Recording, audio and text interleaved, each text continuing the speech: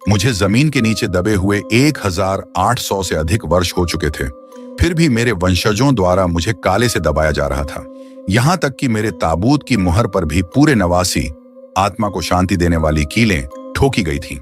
यह सब सिर्फ इसीलिए था क्योंकि जब मैं लोंगहू माउंटेन का तीसरा आदरणीय गुरु था तो आदि गुरु के शरीर त्याग कर अमर होने की नकल करते समय मुझसे कुछ गड़बड़ी हो गई थी, जिससे मेरा भौतिक शरीर बदल गया था। बाद के वंशजों को डर था कि मैं किसी राक्षस में बदलकर आपदा का कारण न बन जाऊं, इसलिए उन्हें मजबूरी में यह कठोर कदम उठाना पड़ा। हालांकि वे इस बात से बेखबर थे कि हजारों वर्षों की यह शांति आज कुछ चोरों द्वारा तोड़ दी जाएगी। एक चोर अपने हाथ उत्साह से रगड़ रहा था। तभी उनमें से एक फेंग शुई का मास्टर शिलालेख के पास गया और जैसे ही उसने उसे साफ साफ पढ़ा, उसका चेहरा एकदम पीला पड़ गया।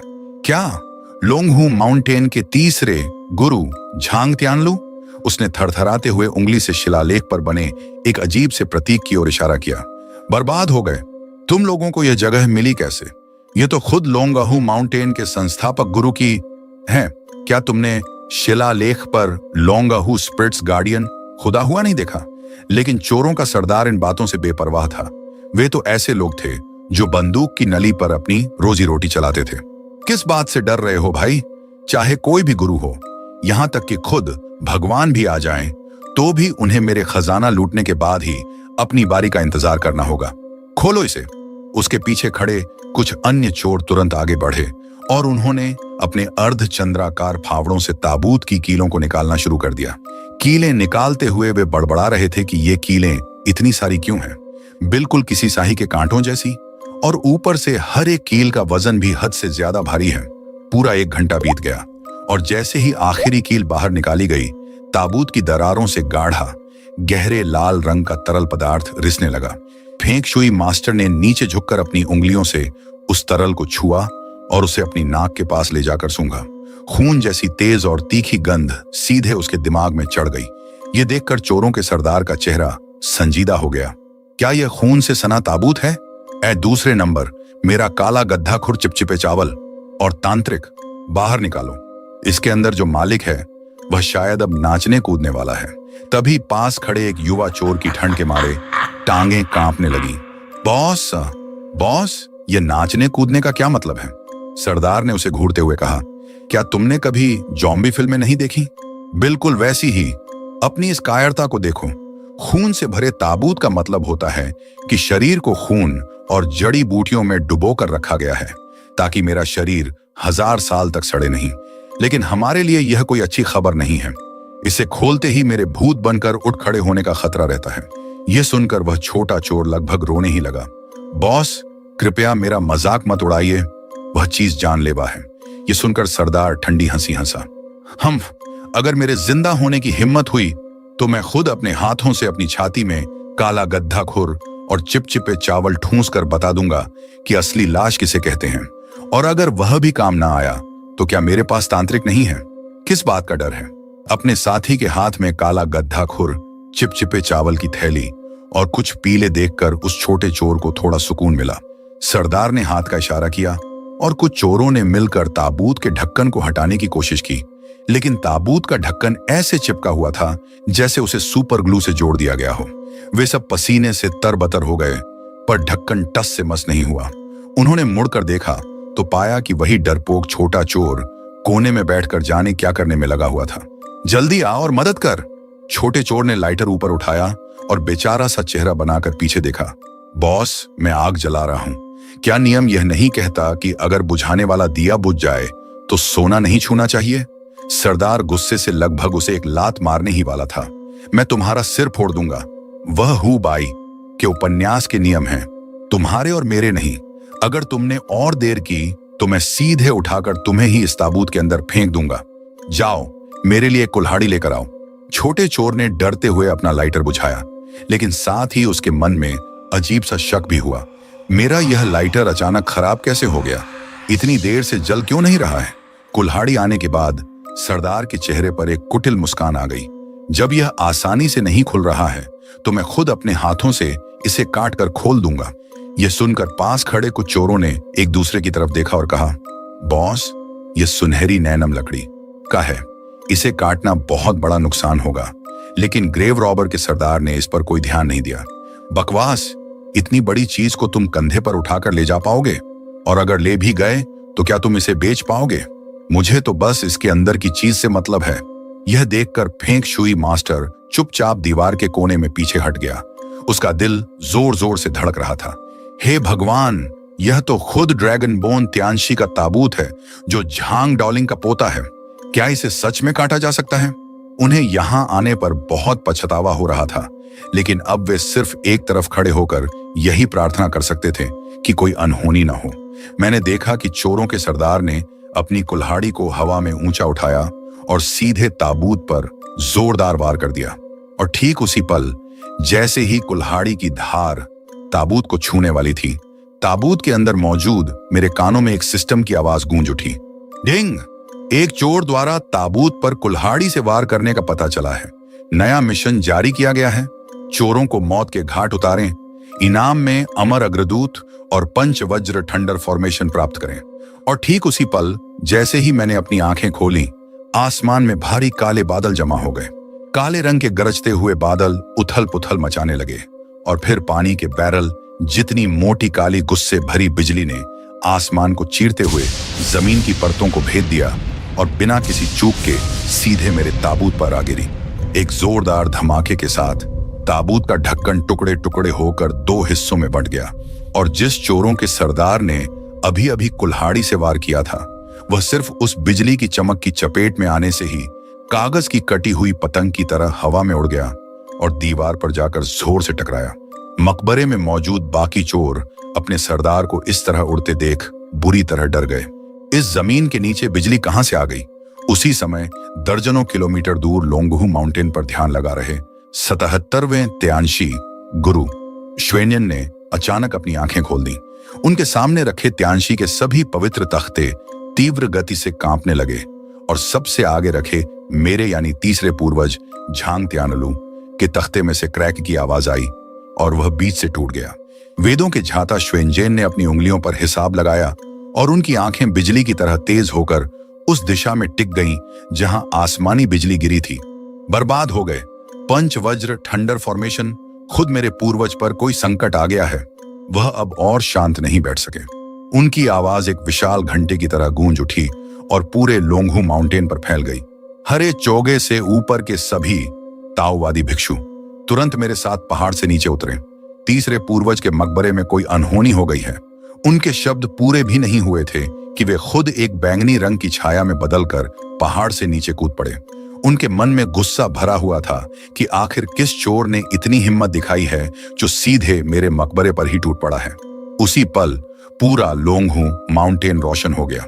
दर्जनों आकृतियां और रहस्यमयी ताओवादी चालों से चलते हुए कुछ ही छलांगों में हजारों सीढ़ियों से नीचे उतरकर बिजली गिरने वाली जगह की ओर सरपट दौड़ पड़ी।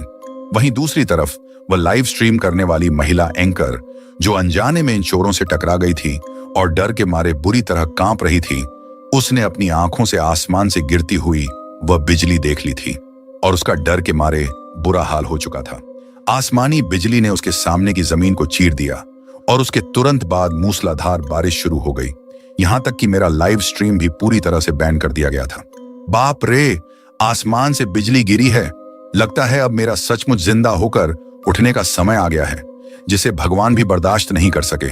जब पुलिस मौके पर पहुंची तो उन्होंने भी ठंडी सांस भरी, क्योंकि रास्ते में उन्होंने भी वह भयानक बिजली गिरते हुए देखी थी, जो वाकई बहुत डरावनी थी। जैसे ही उन्हें पता चला कि चोर नीचे ही छिपे हुए हैं, वे लोगों को नीचे उतारने की योजना बनाने लगे। तभी जंगल के बीच से हवा को चीरती हुई तेज आवाज आई। उन्होंने देखा कि बैंगनी, पीले और लाल चोगे पहने कुछ साए भूतों की तरह उड़ते हुए जंगल से बाहर आ गए, जिसे देखकर पुलिस भी बुरी तरह चौंक गई। बिजली की चमक में सबसे आगे खड़े बैंगनी चोगे वाले ताओवादी का चेहरा बेहद रोबदार और गंभीर था। सुनो, यह ख्वाइनशेन है, जो लोंगहू माउंटेन के इस इलाके के त्यांशी गुरु हैं। पुलिस और महिला एंकर दोनों हैरान रह गए। क्या लोंगहू के त्यांशी? सच में या मजाक है? और इतने सारे लोंगहू त्यांशी यहाँ क्या करने आए हैं? इस बीच लाइव स्ट्रीम का व्यूअरशिप 3 मिलियन से अधिक हो चुकी थी। अरे भाई, खुद लोंगहू के त्यांशी आ गए हैं। इन चोरों ने तो सच में भगवान के सिर पर हाथ रख दिया है। जल्दी करो, जल्दी करो। कैमरा थोड़ा पास ले जाओ, मुझे ताओवादी गुरुओं के दर्शन करने हैं। पुलिस कप्तान ने आगे बढ़कर सतर्कता से पूछा, गुरुजी, आप यहाँ किस सिलसिले में आए हैं? ख्वाइनशेन की नजर बिजली से फटी हुई सुरंग पर पड़ी और उनकी आवाज में दबा हुआ गुस्सा साफ झलक रहा था। ये जगह मेरे लुंगहू माउंटेन के तीसरे पूर्वज की कब्र है। अभी जो आसमान से 5 वज्र बिजली गिरी है, वह मेरे इसी पूर्वज का गुस्सा है। ये सुनते ही वहां मौजूद सभी पुलिसकर्मियों ने डर के मारे ठंडी सांस भरी और लाइव स्ट्रीम का चैट बॉक्स 666 की बांट से भर गया। अरे भाई, ये तो सचमुच किसी त्यांशी की कब्र निकली। इन चोरों ने तो बहुत बड़ा पंगा ले लिया है। उसी समय मकबरे के अंदर चोरों का सरदार अपने कुछ छोटे भाइयों के सहारे खड़ा हुआ था। वह पूरी तरह से काला पड़ चुका था और उसके मुंह से खून की उल्टी निकल पड़ी थी, जिससे उसे लगा कि उसकी आधी जान तो निकल ही चुकी है। वह लड़खड़ाते हुए फिर से ताबूत के पास पहुंचा। जैसे ही ताबूत का ढक्कन खुला, उसके अंदर का नजारा पूरी तरह साफ दिखाई दे रहा था। सरदार चीख पड़ा, मास्टर जल्दी आकर देखो। अरे भाई, ये क्या पहना है? क्या ये ड्रैगन गाउन नहीं है? कोई त्यांशी शाही ड्रैगन गाउन क्यों पहनेगा? ये तो सच में बहुत डरावना है। फेंग शुई मास्टर ने पास आकर जैसे ही एक नजर डाली, वह भी बुरी तरह डर गया और उसके दांत खिटखटाने लगे। उन्होंने देखा कि ताबूत के अंदर लेटे हुए मेरे शरीर का चेहरा पूरी तरह सख्त हो चुका था, जो देखने में बेहद डरावना लग रहा था, और माथे पर एक ब्लैक टैलिस्मैन चिपका हुआ था। यह वही काला था जो ताओवादी परंपरा में सबसे उच्च स्तर का माना जाता है। इसके अलावा जिन चीजों ने इन चोरों को सबसे ज्यादा हैरान किया, वह यह थी कि मेरे यानी ताबूत के अंदर लेटे हुए तियांशी ने इस समय काले रंग की 4 पंजे वाली ड्रैगन पोशाक पहनी हुई थी। उस काले ड्रैगन गाउन के भीतर एक ताओवादी बैंगनी चोगा भी दबा हुआ था, जिसे देखकर फेंग शुई मास्टर के मन में एक बेहद खतरनाक और अशुभ एहसास हुआ। चलो जल्दी यहां से भागो, ये कब्र छूने लायक नहीं है। ये 4 पंजों वाला शाही डिसिपल टीचर ड्रैगन गाउन है, जो प्राचीन काल के सम्राट द्वारा क्राउन प्रिंस के शिक्षक को दिया गया था। भले ही यह 4 पंजों वाला अजगर गाउन है, लेकिन चूंकि वह राजकुमार आगे चलकर सम्राट बन गया था, इसलिए स्थिति और रुतबे के मामले में यह सीधे सम्राट के बराबर था। लेकिन ये खूंखार और जान की बाजी लगाने वाले चोर भला कहां किसी की बात सुनने वाले थे। भागे? ताबूत पहले ही खुल चुका है और अब तू मुझे भागने के लिए कह रहा है? सरदार की आंखें सीधे उस लाश के पास रखी 3 चीजों पर टिकी हुई थीं। एक प्राचीन तलवार, एक शाही मुहर और एक बेहद खूबसूरत रजिस्टर। उसकी आंखें चमक उठी और उसने तुरंत हाथ बढ़ाकर उन तीनों चीजों को बाहर खींच लिया। जैसे ही प्राचीन तलवार म्यान से बाहर आई, उसकी गूंज किसी साफ चांदनी रात जैसी सुनाई दी। लगभग 2000 साल बीत जाने के बाद भी उस पर जरा सा भी जंग नहीं लगा था। तभी पास के एक चोर ने देखा कि इस तलवार पर कुछ शब्द भी खुदे हुए हैं, जिससे उसका उत्साह और बढ़ गया। आपको यह तो पता ही होगा कि जिस एंटीक पर कोई लिखावट या नाम हो, उसकी कीमत बिना लिखावट वाली चीज से बिल्कुल अलग होती है। एक चोर ने वह तलवार फेंक शुई मास्टर को दिखाने के लिए आगे बढ़ाई, लेकिन उस बूढ़े मास्टर ने जैसे ही उस पर एक नजर डाली, उसके प्राण ही उड़ने वाले थे। यह तो लोंगहू माउंटेन की प्रसिद्ध 3-5 स्लेइंग एविल्स डिवाइन स्वॉर्ड है, और बगल में रखी उस प्राचीन मुहर के नीचे यांगटिंग जीदोंग गोंगिन खुदा हुआ था, जो और कुछ नहीं बल्कि खुद त्यांशी सील थी। जहां तक आखिरी रजिस्टर की बात है, तो फेंग शुई मास्टर ने तो उसे छूने की हिम्मत भी नहीं की। चूंकि तियांशी की तलवार और मुहर दोनों यही मौजूद हैं, तो बचा हुआ वह रजिस्टर निश्चित रूप से फर्स्ट ऑथेंटिक अलायंस मेम्ब्यू ही होगा। आपको बता दें कि उस रजिस्टर में जितने भी नाम दर्ज हैं, वे सभी आकाशीय देवताओं और दिव्य शक्तियों के हैं।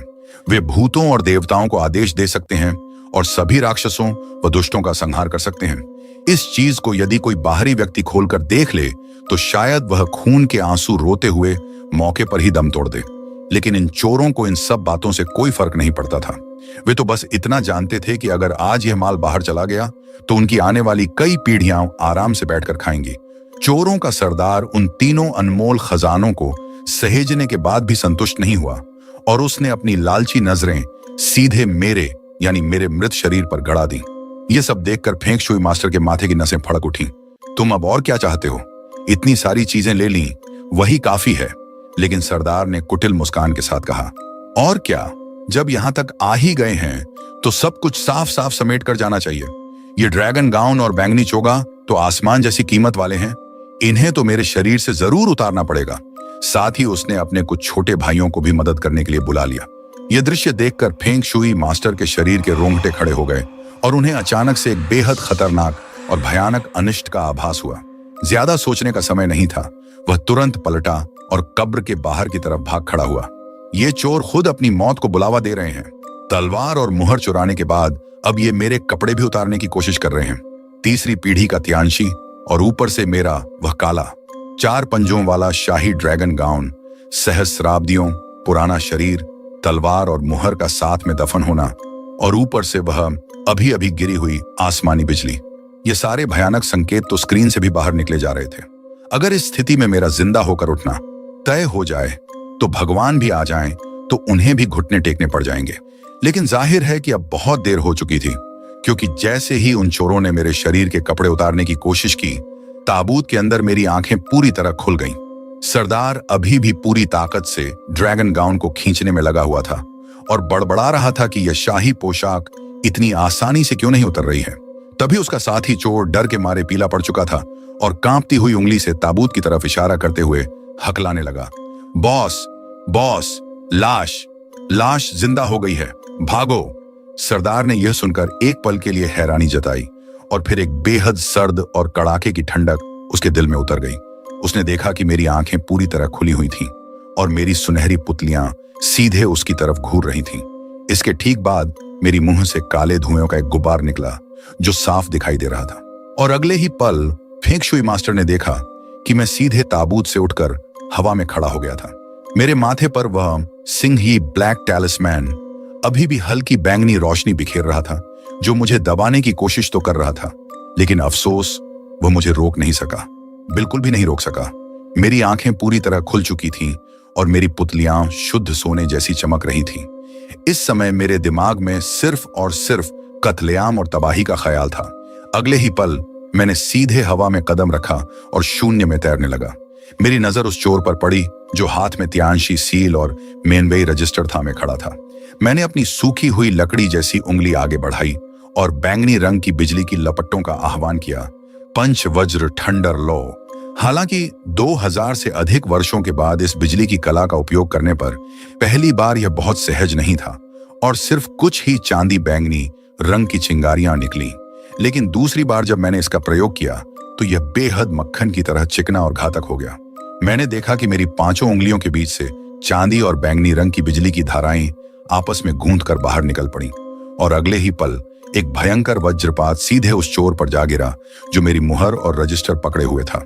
आसमान जैसी भयानक बिजली ने पूरे मकबरे को हिलाकर रख दिया। बाकी चोरों ने देखा कि जिस साथी के हाथ में त्यांशी सील और रजिस्टर था, वह बिजली की उस मार से एक पल में झलकर राख का ढेर बन चुका था। यह तो एक पल में ही खत्म हो गया। फेंग शुई मास्टर का तो यह नजारा देखकर डर के मारे खून तक जमने लगा था। बिजली की कला, ये जम्बी तो खुद बिजली चलाने की ताकत रखता है। हालांकि इसमें कोई हैरानी की बात भी नहीं थी, क्योंकि आखिर मैं अपने जीवन काल में खुद लोंगहू माउंटेन का महान त्यांशी गुरु था, इसलिए अपने पूर्व जन्म के कौशलों का उपयोग करना कोई अजीब बात नहीं थी। लेकिन एक ज़ॉम्बी द्वारा बिजली की कला का इस्तेमाल करना वाकई बेहद डरावना था। आमतौर पर ज़ॉम्बी सबसे ज्यादा 2 ही चीजों से डरते हैं, पहला ताओवादी भिक्षुओं से और दूसरा आसमानी बिजली से। ताओवादियों के पास पवित्र और वस्तुएं होती हैं जो राक्षसों और भूतों का संहार कर सकती हैं, और आसमानी बिजली तो सभी प्रकार के दानवों और दुष्ट शक्तियों को मिटाने का सबसे घातक हथियार मानी जाती है। लेकिन ये दोनों ही चीजें मेरे ऊपर बिल्कुल असर नहीं कर रही थीं। इसके अलावा मैं तो खुद ताओवादी परंपरा के उद्गम स्थल यानी लोंगहू माउंटेन का सबसे बड़ा संस्थापक पूर्वज था। यानी इस दुनिया के सभी ताओवादियों का आदि गुरु। जहां तक बिजली की कला की बात है तो ताओवाद की सबसे सर्वोच्च बिजली रहस्य पुस्तक 5 थंडर फॉर्मेशन खुद मेरे द्वारा ही सिखाई और फैलाई गई थी। अब आप ही बताइए, इस बड़े भाई को कौन काबू कर सकता है? ठीक उसी पल जब मैंने उस चोर को मौत के घाट उतारा तो मेरे कानों में सिस्टम की आवाज गूंज उठी। डिंग, त्यांशी स्वॉर्ड और अन्य वस्तुएं वापस मिल गई हैं। इनाम में प्राप्त हुआ है 36 यन steel cake, scattering beans into soldiers Kaushal और 5 थंडर फॉर्मेशन एडेप्टेबिलिटी। अगले ही पल मैंने अपनी सांस रोककर अपनी हथेली से एक भयानक खिंचाव पैदा किया। उस ताकतवर खिंचाव ने अभी अभी मारे गए चोर के शरीर के पास पड़े तियांशी सील और जेंगी मेनवेई रजिस्टर को वापस खींच लिया और उन्हें सीधे मेरे कमर से लटका लिया। इसके बाद मैंने अपना सिर घुमाया और अपनी ठंडी नजरें दूसरी तरफ खड़े लोगों पर गड़ा दी। चोरों के सरदार ने जब देखा कि इस जॉम्बी की आंखें मेरी तरफ ही हैं, तो उसका दिल बुरी तरह कांप उठा। यह मेरी तरफ क्यों देख रहा है? एक ही पल में उसके आसपास खड़े बाकी छोटे चोर डर के मारे इधर उधर भाग खड़े हुए। ये जॉम्बी वाकई बहुत भयानक था और वे इसका मुकाबला नहीं कर सकते थे। हालांकि ये चोरों का सरदार भी कोई आम इंसान नहीं था। वह देश दुनिया घूम चुका एक शातिर खिलाड़ी था और इसी धंधे से अपनी रोजी रोटी चलाता था। उसने तुरंत अपनी थैली से चिपचिपे चावल मुट्ठी में भरे और उन्हें जोर से मेरी तरफ फेंक दिया। मैंने अपने शरीर पर गिरते हुए उन चावलों को देखा और मन ही मन सोचा, क्या तुम मुझसे मजाक कर रहे हो? ये चावल तो मेरी शरीर की नमी और ऊर्जा को भी नहीं भेज सकते और मेरे शरीर से टकराने से पहले ही मेरी ऊर्जा के प्रवाह से दूर उड़ गए। ये सब देखकर मुझे हंसी आ गई। तुम क्या सोचकर यह सब कर रहे हो? चावल जैसी चीजें तो बस किसी साधारण जॉम्बी को काबू में कर सकती हैं।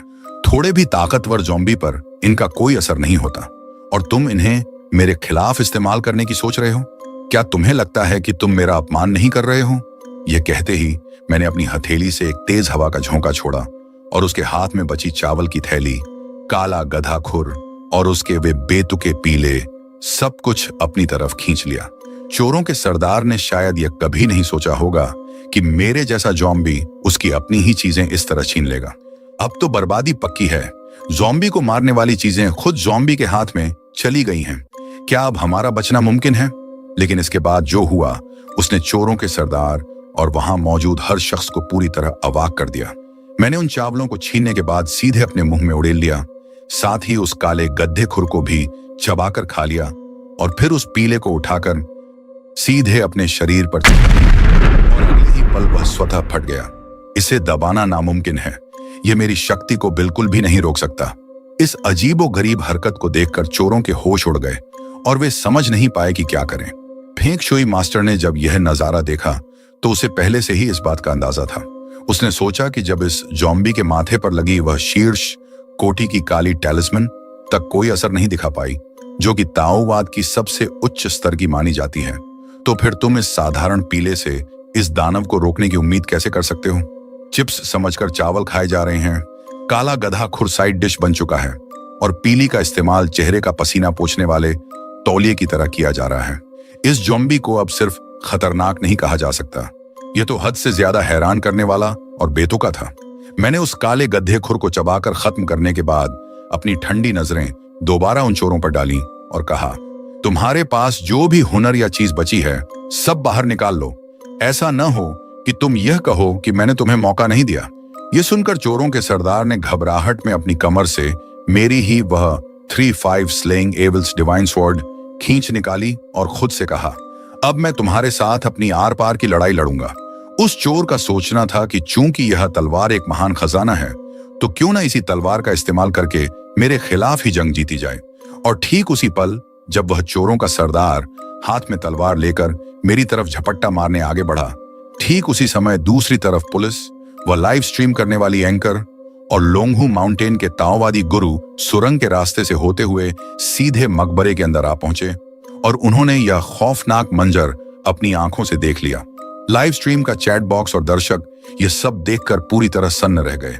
अरे सचमुच जॉम्बी है, और यह जॉम्बी शाही ड्रैगन गाउन क्यों पहने हुए है? क्या यह वही लोंगहू तियांशी नहीं है? क्या यह जॉम्बी अब एक शक्तिशाली फ्लाइंग जॉम्बी बन चुका है? वहीं दूसरी तरफ लोंगहू माउंटेन के उन ताओवादी गुरुओं के चेहरे गुस्से और शर्म से काले पड़ चुके थे। आखिरकार वो कोई और नहीं बल्कि उनके अपने ताओवादी संप्रदाय के संस्थापक पूर्वज थे। अब उनके पूर्वज की शांति भंग हो चुकी थी और उनका शरीर भी बदल चुका था। यह उनके लिए सबसे बदतर स्थिति थी और उन्हें इस बात का मलाल था कि वे अपनी इस जिम्मेदारी को ठीक से नहीं निभा पाए। सबसे बड़ी बात यह थी कि इस समय मकबरे के अंदर का माहौल बहुत ही कम और डरावना हो चुका था। खुद बैंगनी चोगे वाले त्यांशी ने जब मेरे इस शरीर से निकल रही ऊर्जा को महसूस किया तो उनका चेहरा भी फीका पड़ गया। उन्हें बिना किसी लड़ाई के ही यह अच्छी तरह समझ आ गया था कि मेरा मुकाबला करना कितना मुश्किल होने वाला है। उस त्यांशी के मकबरे में मौजूद चोरों का सरदार हाथ में तलवार लेकर मेरी तरफ झपट्टा मार चुका था। उसका सोचना था कि यदि उसके हाथ लगी यह तलवार वाकई स्लेइंग एविल्स डिवाइन स्वॉर्ड है तो जॉम्बी का मुकाबला करने के लिए यह सबसे अचूक हथियार साबित होगी। लेकिन इस वक्त मुझे उस चोरों के सरदार को देखने की भी फुर्सत नहीं थी। एक साधारण इंसान यह सोच बैठा था कि सिर्फ एक जादुई तलवार हाथ में आ जाने से वह मुझ पर भारी पड़ जाएगा। अरे मूर्ख, यह 3-5 स्लेइंग एविल्स डिवाइन स्वॉर्ड असल में मेरी अपनी ही बनाई हुई और मेरे नाम से जुड़ी हुई तलवार है। मैंने बस अपनी एक उंगली के इशारे से उस चोर के हाथ से वह तलवार खींच ली और वह सीधे उड़कर मेरे हाथ में आ गई। इसके बाद ठंडी हवा का एक झोंका चमका और मेरी एक ही झटके में उस चोरों के सरदार के हाथ पैर काटकर उसे मानव स्तंभ बना दिया। खुद मेरे ही द्वारा बनाई गई तलवार से मेरा ही मुकाबला करने चला था। जरा सोचिए, ऐसी बेवकूफी कोई कैसे कर सकता है। इस बेहद खौफनाक और क्रूर दृश्य ने वहां मौजूद हर एक शख्स को सन्न कर दिया। यह कितना खौफनाक है। क्या मरने और ज़ॉम्बी बनने के बाद भी यह तियांशी इतना ज्यादा खतरनाक और क्रूर हो सकता है? इस बीच जैसे ही मैंने अपनी तलवार, मुहर और रजिस्टर को वापस अपने पास समेटा, मेरे कानों में सिस्टम की आवाज गूंज उठी। बधाई हो होस्ट, तियांशी स्वॉर्ड सफलतापूर्वक वापस मिल गई है। इनाम में प्राप्त हुआ है 36 यिन स्टील केक, स्कैटर बीन्स इन 2 सोल्जर्स कौशल और 500 फॉर्मेशन एडेप्टेबिलिटी। इन पुरस्कारों के मिलते ही मेरे दिमाग में पलक झपकते ही एक नया दैवीय कौशल आ गया और साथ ही मुझे 500 फॉर्मेशन एडेप्टेबिलिटी भी मिल गई। इससे पहले जब मैंने बिजली की कला का उपयोग किया था तो मुझे महसूस हुआ था कि इस ज़ॉम्बी शरीर में बिजली का इस्तेमाल करना थोड़ा असहज हो रहा था।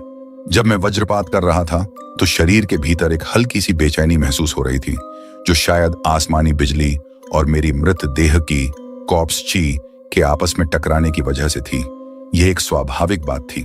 लेकिन अब 500 फॉर्मेशन एडेप्टेबिलिटी मिलते ही वह असहजता पल भर में गायब हो गई। इससे यह साबित हो गया कि अब मैं भविष्य में बिना किसी रुकावट के पूरी सहजता से अपनी 500 ऑर्थोडॉक्स पावर का उपयोग कर सकता हूं। यह एहसास वाकई बेहद शानदार था। दूसरी तरफ वे सारे चोर बुरी तरह डर चुके थे। तभी उन्होंने मकबरे के दरवाजे पर पुलिस को आते देखा तो उन्हें ऐसा लगा मानो डूबते को तिनके का सहारा मिल गया हो। वे अपनी जान बचाने के लिए भागते हुए पुलिस की तरफ लपके। वे जेल जाना मंजूर करते, लेकिन इस ज़ॉम्बी के हाथों मानव स्तंभ नहीं बनना चाहते थे। चोरों को इस तरह खुद आकर आत्मसमर्पण करते देख अब पुलिस वालों के सिर पर मुसीबत आ पड़ी थी। वे मकबरे के अंदर इस ज़ॉम्बी को देखकर सोच रहे थे कि भले ही उनके पास बंदूकें हैं, लेकिन क्या गोलियां इस ज़ॉम्बी पर असर करेंगी भी या नहीं? मेरी ठंडी और पैनी नजरें अब बचे हुए उन सभी चोरों पर टिकी हुई थी।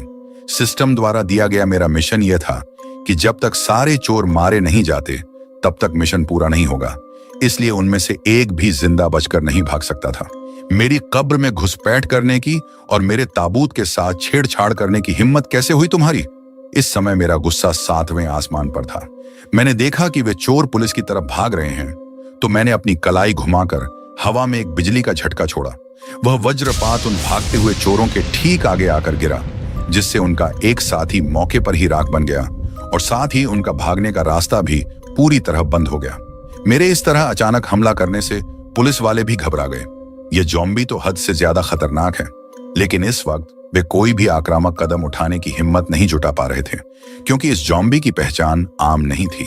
एक तो ये चोर थे जिन्होंने अवैध रूप से यहाँ घुसपैठ की थी, और दूसरा यह कि यह ज़ॉम्बी कोई साधारण दानव नहीं, बल्कि खुद लोंगहू माउंटेन का महान तियांशी गुरु था। वे लोग किसी भी कीमत पर लोंगहू माउंटेन के साथ दुश्मनी मोल नहीं लेना चाहते थे, और चूंकि अभी तक उस ज़ॉम्बी ने पुलिस पर कोई हमला नहीं किया था, इसलिए वे गलती से भी गोली चलाने की भूल नहीं कर सकते थे। अगर वे ऐसा करते तो यह सीधे सीधे दुश्मनी मोल लेना होता, और कल को अगर यह ज़ॉम्बी उन पर हमला कर देता तो वे किसी से न्याय की गुहार भी नहीं लगा पाते। यही सोचकर पुलिस ने अपनी नजरें तुरंत उन लोंगहू माउंटेन के ताओवादी गुरुओं की तरफ घुमा दी। क्या ये लोग यहाँ ज़ॉम्बी से निपटने के लिए ही नहीं आए हैं? और ऊपर से यह ज़ॉम्बी तो खुद इन्हीं के संप्रदाय का आदि गुरु है, इसलिए इस समस्या को खुद इन्हीं लोगों द्वारा सुलझाना सबसे सही रहेगा। लेकिन ठीक उसी समय जब पुलिस और लाइव स्ट्रीम के दर्शक यह देखने के लिए बेताब थे कि लोंगहू माउंटेन के ये ताओवादी गुरु उस ज़ॉम्बी के खिलाफ कैसे महायुद्ध लड़ेंगे, तो एक ऐसा चौंकाने वाला नजारा सामने आया जिसकी किसी ने कल्पना भी नहीं की थी। मैंने देखा कि जैसे ही वे ताओवादी गुरु मकबरे के अंदर दाखिल हुए, उन्होंने आते ही तुरंत लड़ाई शुरू करने के बजाय बिल्कुल अनुशासित तरीके से लाइन बना ली। सबसे आगे खड़े ख्वाइंशेन तियानशी ने सीधे उस शाही ड्रैगन गाउन पहने हुए जॉम्बी के सामने घुटने टेक दिए। उनके पीछे खड़े बाकी सभी गुरुओं ने भी अपनी उंगलियों से ताओवादी मुद्राएं बनाते हुए मेरे सामने माथा टेकना शुरू कर दिया। लोंगहू माउंटेन के 77वें तियानशी का सबसे नाचीज और अयोग्य वंशज झांग टियानिंग और मेरे साथ लोंगहू के सभी गुरु अपने आदि गुरु के चरणों में बंधन करते हैं। तियानशी की इस अगुवाई में उनके पीछे खड़े सभी लाल और पीले चोगे वाले ताओवादी भिक्षुओं ने भी ताओवादी परंपरा के अनुसार अपने पूर्वज के सामने दंडवत प्रणाम करना शुरू कर दिया। पुलिस वाले और लाइव स्ट्रीम के दर्शक यह नजारा देखकर पूरी तरह अवाक रह गए। अरे गुरुजी, क्या कर रहे हो आप लोग? उठो, वह जॉम्बी बन चुका है। पहले उसे काबू में करो, फिर पूजा करना। अरे भाई, कम से कम उसे पकड़ो तो सही। ये क्या तमाशा लगा रखा है? पुलिस वाले मन ही मन चाहते थे कि ये ताओवादी गुरु जल्दी से उठें, पहले इस तियानशी बने जॉम्बी को काबू में करें और फिर चाहे जितनी मर्जी पूजा करते रहें, उसमें किसी को आपत्ति नहीं होगी।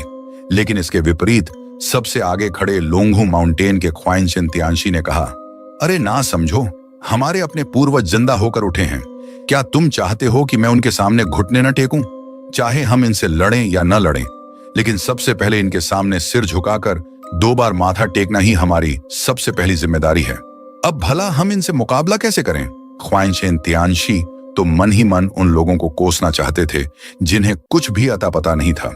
हाँ, ये बात बिल्कुल सही है कि ताओवादी लोग हमेशा जॉम्बी से ही मुकाबला करते हैं, लेकिन हर जॉम्बी एक जैसा नहीं होता। अगर यहाँ कोई साधारण विदेशी दानव जैसे कि हैनिबल भी आ जाता तो ख्वाइंशेन अपनी जान की बाजी लगाकर बिना पलक झपकाए उसे लड़ जाते। लेकिन आज मामला बिल्कुल अलग था। आज जिस शरीर में यह बदलाव आया था वह कोई और नहीं बल्कि खुद हमारे लोंगहू माउंटेन के तीसरे पूर्वज थे। आपको बता दें कि जेंगी लोंगहू माउंटेन के तियानशी परिवार में पीढ़ियों से यह नियम चला आ रहा है कि यहाँ का हर अगला तियानशी हमेशा पिछले तियानशी का अपना सगा बेटा ही होता है, यानी हमारे जैसे वंशजों के लिए। इस समय मेरे सामने खड़े ये लोग सिर्फ एक जॉम्बी नहीं बल्कि हमारे सीधे खून के रिश्ते वाले और हमारे वंश के सर्वोच्च आदि गुरु हैं। ऐसे में अपने ही सगे आदि गुरु और पूर्वज के खिलाफ हाथ उठाना, क्या हम सब पागल हो गए हैं? और बात सिर्फ इतनी ही नहीं थी। ये तीसरे पूर्वज तो खुद स्वर्ग के 4 महान त्यानशी में से एक झांग दाओलिंग के पोते थे। आज के समय में जो लोंगहू माउंटेन इतना मशहूर है, उसकी नींव भी इसी पूर्वज के बेटों द्वारा रखी गई थी। प्राचीन काल के हिसाब से देखा जाए तो ये सीधे सम्राट के पिता के स्तर के थे। इसके अलावा इन तीसरे पूर्वज के पास जो 3 महान खजाने थे, उनमें से हर एक चीज आज के पूरे लोंगहू माउंटेन के कुल खजाने से भी ज्यादा ताकतवर थी। ऐसे में हम इनसे कैसे लड़ सकते हैं? सच कहें तो हमें खुद पक्का नहीं पता था कि हम में से कोई इनसे जीत भी पाएगा या नहीं। क्या तुमने यह नहीं देखा कि अभी अभी जॉम्बी बनने के बाद भी इन्होंने कितनी आसानी से थंडर लॉ का इस्तेमाल कर लिया? और उस पलमीय बिजली की भयानक शक्ति को देखकर ख्वाइंशेन को अच्छी तरह समझ आ गया था कि उनकी अपनी 5 थंडर फॉर्मेशन भी इस शक्ति के आगे कुछ नहीं है। हमारे इन तीसरे पूर्वज के पास अपने समय की सभी ताओवादी कलाएं अपनी चरम सीमा पर थीं। भगवान के लिए इनसे माफी मांगना ही हमारे लिए एकमात्र रास्ता है। यही सोचकर ख्वाइंशेन ने बिना किसी संकोच के अपने सभी साथियों के साथ जमीन पर सिर झुकाकर माथा टेकना शुरू कर दिया। अपने आदि गुरु का अपमान करने की हिम्मत तो वे सपने में भी नहीं कर सकते थे, क्योंकि ताओवादी परंपरा में वंशावली और गुरु परंपरा का बहुत बड़ा महत्व होता है।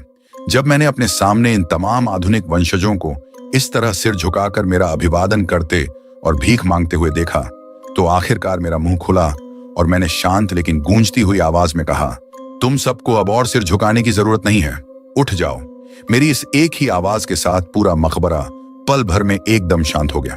पुलिस वाले, लाइव स्ट्रीम के दर्शक, महिला एंकर और यहां तक कि वे कायर चोर, सब ने अपनी फटी हुई आंखों से मेरी तरफ देखा। लोंगहू के ये आदि गुरु वाकई इतने डरावनी ताकत रखते हैं? जॉम्बी बनने के बाद भी ये साफ साफ बोल सकते हैं? इन्हें मरे हुए 1800 से अधिक वर्ष बीत चुके हैं, फिर भी इनकी चेतना अब तक सुरक्षित है। यह क्षमता सचमुच इंसानी कल्पना से परे है। ख्वाइंशेन त्यानशी और उनके साथी भी मेरी इस आवाज को सुनकर हक्के बक्के रह गए। होश में आते ही ख्वाइंशेन तुरंत आगे बढ़े और कांपते हुए स्वर में बात करने लगे। हे हमारे आदि गुरु, यह आपके नाचीज वंशजों की सबसे बड़ी भूल है कि हम आपकी इस पवित्र कब्र की रक्षा नहीं कर पाए और इन नीच चोरों को आपकी शांति भंग करने का मौका दे दिया। आपसे प्रार्थना है कि आप हमें क्षमा करें और अपने विश्राम स्थल पर वापस लौटकर शांति से ध्यान मग्न हो जाएं।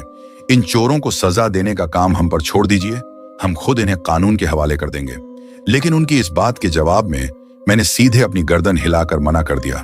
चोरों द्वारा मेरी कब्र की शांति भंग करने से तुम्हारा कोई लेना देना नहीं है और न ही मेरी इच्छा है कि मैं तुम जैसे छोटे बच्चों को इस मामले में घसीटूं। तुम लोग अपने साथ उन बेकसूर लोगों को लेकर यहां से तुरंत बाहर चले जाओ। जहां तक इन चोरों की बात है, उनका फैसला मैं खुद अपने हाथों से करूंगा। ये सुनकर ख्वाइंशेन त्यानशी अच्छी तरह समझ गए कि मैंने अपना फैसला सुना दिया है और मैं खुद ही इन चोरों को सजा देने वाला हूं। फिर भी उन्होंने एक आखिरी कोशिश करने की सोची। हे पूर्वज, हमारे इस आधुनिक युग में कानून और व्यवस्था नाम की एक व्यवस्था होती है जो बिल्कुल प्राचीन काल के सरकारी न्यायालयों की तरह काम करती है। अगर हम इन अपराधियों को उस कानूनी व्यवस्था के हवाले कर दें तो शायद यह ज्यादा बेहतर होगा। तभी बगल में खड़े पुलिस कप्तान ने भी तुरंत हामी भरी। जी हाँ गुरुजी, आप अपने जीवन काल में न्याय के रक्षक और धर्म के प्रतीक रहे हैं और हमेशा इस क्षेत्र के लोगों की रक्षा करते आए हैं। इन चोरों को हम पुलिस वालों के हवाले कर दीजिए। इन्हें कानून के तहत सख्त से सख्त सजा दी जाएगी। आप बिल्कुल निश्चिंत रहें, इनमें से कोई भी बचकर नहीं भाग पाएगा। पुलिस विभाग और ख्वाइंशेन त्यानशी दोनों को पूरी उम्मीद थी कि चूंकि मेरे जैसे महान त्यानशी अपने जीवन काल में न्यायप्रिय और समझदार व्यक्ति रहे होंगे, इसलिए वे उनकी बात जरूर मान लेंगे और इन चोरों को उन्हें सौंपने की अनुमति दे देंगे। लेकिन हकीकत उनकी इस उम्मीद से कोसों दूर थी, क्योंकि ठीक उसी पल जैसे ही उन्होंने अपनी बात खत्म की, मैंने अपने होंठों को हल्का सा हिलाया और गुनगुनाना शुरू किया। डोंगजिया क्यानयुआन हेंग, धर्मी ऊर्जा का शुद्ध प्रवाह हर तरफ हो। एक डरावना और गूंजने वाला ताओवादी तांत्रिक मंत्र पूरे मकबरे के भीतर गूंज उठा। पुलिस वाले ताओवादी मंत्रों की इन गहराइयों को नहीं समझते थे, इसलिए उन्हें यह समझ नहीं आया कि इसका असल मतलब क्या था। लेकिन लोंगहू माउंटेन के ख्वाइंशेन त्यानशी ने जैसे ही अपने आदि गुरु के मुंह से यह प्रलयकारी मंत्र सुना, उनका चेहरा डर के मारे एकदम सफेद पड़ गया। और सिर्फ ख्वाइंशेन ही क्यों, उनके पीछे खड़े सभी पीले और लाल चोगे वाले ताओवादियों के चेहरे भी भय के मारे पीले पड़ गए। उन्होंने बिना एक पल गंवाए पीछे हटना शुरू कर दिया, और वे सिर्फ पीछे ही नहीं हट रहे थे, बल्कि डर के मारे सिर झुकाते हुए उल्टे पांव भाग रहे थे। हे हमारे सर्वोच्च पूर्वज, हम गलती मान रहे हैं। हम अभी इसी वक्त यहाँ से जा रहे हैं। हमारी इस गुस्ताखी के लिए हमें क्षमा करें। पुलिस वाले अभी भी पूरी तरह भ्रमित और अवाक खड़े थे। वे समझ नहीं पा रहे थे कि अचानक ऐसा क्या हो गया। अभी थोड़ी देर पहले तो सब लोग आराम से बात कर रहे थे, फिर अचानक ये सब क्यों भागने लगे? आखिर अचानक से इन त्यानशी और लोंगहू माउंटेन के सभी ताओवादियों के चेहरे क्यों उड़ गए और वे उन चोरों को बिना लिए ही क्यों भाग रहे हैं? ख्वाइंशेन त्यानशी ने पुलिस कप्तान की तरफ देखा और अपने सिर को इतनी तेजी से ना में हिलाया मानो कोई खिलौना हो। अरे ना समझ, भलाई इसी में है कि मैं तुम्हें चेतावनी दे रहा हूं। इस वक्त यहां से तुरंत निकल जाओ। जो भी यहां रुकेगा वह सीधे मौत के मुंह में जाएगा। हमारे आदि गुरु अब पूरी तरह से गुस्से में आ चुके हैं। लेकिन पुलिस कप्तान अभी भी इस बात को समझ नहीं पा रहा था। गुरुजी, आखिर माजरा क्या है? हम यहां से क्यों नहीं जा सकते? और क्या हम आदि गुरु से बात करके उन्हें शांत नहीं कर सकते? आप खुद भी तो एक त्यानशी हैं। क्या आप अपने ही आदि गुरु के साथ मुकाबला नहीं कर सकते? ख्वाइंशेन त्यानशी ने यह सुनकर ठंडे पसीने से तरबतर होते हुए कहा, तुम सचमुच मुझे बहुत ज्यादा ताकतवर समझ बैठे हो। ताओवादी कलाओं में वज्र बिजली की कला को सबसे सर्वोच्च और राक्षसों का संहार करने वाली सबसे शक्तिशाली विधा माना जाता है। बिजली की इन कलाओं को भी उच्च, मध्यम और निम्न श्रेणियों में बांटा गया है और इनमें से मैनथंडर मंत्र की मारक क्षमता सीधे तौर पर फर्स्ट टीयर में आती है। इस मैनथंडर मंत्र को सीखने की तो मेरी खुद की अभी कोई औकात नहीं है। और अभी अभी हमारे आदि गुरु ने जिस तरह से बिना किसी से बात किए सीधे इस मंत्र का जाप करना शुरू किया है, उसका मतलब बिल्कुल साफ है। या तो अपनी जान बचाकर यहां से तुरंत भाग जाओ या फिर इन चोरों के साथ मिलकर यहीं राख बन जाओ। अगले ही पल जैसे ही वे सभी लोग मकबरे से बाहर भागे, बाहर का पूरा आसमान और मौसम ही पूरी तरह बदल गया। आसमान में भारी काले बादलों का विशाल झुंड जमा हो गया और बादलों के बीच खौफनाक आसमानी बिजली गरजने लगी। तभी अचानक एक लाल रंग की भयानक आसमानी बिजली सीधे जमीन की तरफ टूट पड़ी। वह लाल बिजली इतनी मोटी और विशाल थी कि उसने एक ही झटके में पूरी जमीन को चीर दिया और पूरा का पूरा मकबरा मलबे में तब्दील होकर ढह गया। जमीन के अंदर मैंने अपने मैनथंडर मंत्र के एक ही प्रहार से उन सभी बचे हुए चोरों को मौके पर ही मौत के घाट उतार दिया। यहां तक कि वह फेंग शुई मास्टर भी, जो चोरों की मदद कर रहा था, बिजली के उस प्रहार से छोटे छोटे टुकड़ों में बिखर कर राख हो गया। वह फेंग शुई मास्टर वैसे तो ताओवादी संप्रदाय की ही एक छोटी सी शाखा से ताल्लुक रखता था, लेकिन उसने पैसे के लालच में चोरों की मदद करके मेरी कब्र का पता लगाने और उसे लूटने का पाप किया था। इसीलिए उसकी ऐसी सजा मिलना बिल्कुल तय था। ठीक उसी पल मेरे कानों में सिस्टम की आवाज गूंज उठी। डिंग! बधाई हो होस्ट, चोरों को खत्म करने का मिशन सफलतापूर्वक पूरा हो गया है। इनाम में प्राप्त हुआ है अ मोर्टल कॉर्प्स बो और 5 थंडर ऑर्थोडॉक्स स्किल। इन सभी पुरस्कारों को अपने भीतर पूरी तरह आत्मसात करने के बाद मैंने बिना एक पल गंवाए सीधे जमीन को चीरते हुए बाहर छलांग लगा दी। मेरे जीवन काल की वह प्राचीन ताओवादी शक्ति और साधना जो इतने समय से सोई हुई थी, अब धीरे धीरे वापस लौट रही थी। शायद इस बार मैं अपने उस अधूरे सपने को भी पूरा कर सकूं, जिसे मैं 2000 साल पहले पूरा नहीं कर पाया था। फिलहाल मेरा एकमात्र लक्ष्य यही था कि मैं अपनी इन ज़ॉम्बी शक्तियों और दैवीय कौशलों को लगातार अभ्यास करके उनकी सर्वोच्च सीमा तक पहुंचाऊं। जैसे जैसे मेरी प्राचीन ताओवादी शक्ति पूरी तरह बहाल होगी और साथ ही मेरी यह ज़ॉम्बी शक्तियां भी परिपक्व होंगी, वैसे वैसे इन दोनों का अद्भुत संगम प्राप्त हो जाएगा। उस दिन यदि मैं इस दुनिया को छोड़कर अमर होकर उड़ना चाहूं, तो वह मेरे लिए बेहद आसान हो जाएगा। तभी अचानक मेरे कानों में एक नई सिस्टम सूचना गूंज उठी। डिंग! नया मिशन जारी किया गया है। लोंगू सिटी के उत्तरी हिस्से में एक विशाल घोस्ट डोमेन प्रकट हुआ है। उस घोस्ट डोमेन के भीतर एक इमॉर्टल हेवनली ओरिजिन मौजूद है। होस्ट तुरंत उस घोस्ट डोमेन में जाकर उस ऊर्जा को अपने भीतर अवशोषित करें। एक विशाल घोस्ट डोमेन और इमॉर्टल हेवनली ओरिजिन, ये दोनों चीजें इस समय मेरे लिए बहुत ही शानदार और कीमती साबित होने वाली थी। इन्हें अपने भीतर सोखने के बाद मेरी यह शव ऊर्जा और अधिक मजबूत हो जाएगी और मेरी ताकत एक कदम और आगे बढ़ जाएगी। मकबरे के बाहर खड़े हुए पुलिसकर्मी और ख्वाइंशेन तियानशी ने जब मुझे अचानक जमीन से आसमान की तरफ उड़ते हुए देखा, तो वे बुरी तरह चौंक कर कांप उठे। खास तौर पर ख्वाइंशेन तियानशी और लोंगहू माउंटेन के तमाम ताओवादी गुरुओं के दिलों में एक बेहद अशुभ और खौफनाक एहसास घर कर गया था। वे भली भांति जानते थे कि मेरे शरीर में यह बदलाव उन नीच चोरों की वजह से ही आया था, लेकिन अब जबकि वे सारे चोर अपने पापों की सजा पाकर खत्म हो चुके थे, तो कायदे से मेरी आत्मा की जलन और गुस्सा भी शांत हो जाना चाहिए था। अब तो मुझे चुपचाप अपने ताबूत में वापस लौट जाना चाहिए था। फिर मैं इस तरह जमीन चीर कर बाहर क्यों निकल आया? क्या हमारे आदि गुरु सचमुच एक ज़ॉम्बी के रूप में इस दुनिया में घूमना चाहते हैं? ख्वाइंशेन तियानशी का चेहरा बुरी तरह फीका पड़ चुका था। सच बात तो यह थी कि वे मकबरे से पीछे इसलिए हटे थे क्योंकि मेरे तीसरी पीढ़ी के तियानशी के पास अपरंपार और असीमित शक्ति थी। उन्हें लगा था कि अगर वे मेरे खिलाफ हाथ उठाएंगे तो वे कभी नहीं जीत पाएंगे। दूसरी बात यह थी कि वे अपने ही संप्रदाय के संस्थापक और अपने खून के सगे आदि गुरु पर हमला नहीं करना चाहते थे। और तीसरी बात, वे चोर सचमुच मरने के ही काबिल थे और पुलिस का उनसे कोई खास लेना देना नहीं था। इसलिए उन्होंने उस वक्त बीच में पड़ना सही नहीं समझा। लेकिन अब हालात बिल्कुल बदल चुके थे। एक तियानशी के शरीर में बदलाव आने के बाद कब्र से बाहर निकलकर खुले आसमान में आना एक बहुत ही खतरनाक और गलत मोड़ था। मौत का मतलब हमेशा के लिए शांत हो जाना होता है और ज़ॉम्बी बनकर जिंदा होना ताओवादी सिद्धांतों के खिलाफ एक गलत रास्ता है। खासकर तब जब बात लोंगहू माउंटेन के एक महान तियानशी की हो, जिनका धर्म और कर्तव्य हमेशा इस दुनिया के मासूम लोगों की रक्षा करना और उपद्रव मचाने वाले राक्षसों व दानवों का संहार करना रहा है। ऐसे में अगर खुद लोंगहू माउंटेन का आदि गुरु ही ज़ॉम्बी बनकर बाहर घूमने लगे, तो यह तो पूरी दुनिया के नियमों के खिलाफ और बेहद बेतुकी बात हो जाएगी। ये सोचते ही ख्वाइंशेन तियानशी ने तुरंत मेरे सामने हाथ जोड़कर गहरी श्रद्धा से अपना सिर झुकाया और कांपती हुई आवाज में कहा, हे हमारे आदि गुरु, आपसे हाथ जोड़कर अत्यंत नम्रता पूर्वक प्रार्थना है कि आप अपने विश्राम स्थल पर वापस लौट जाइए। सत्य यही है कि आपका यह नश्वर शरीर अब शांत हो चुका है।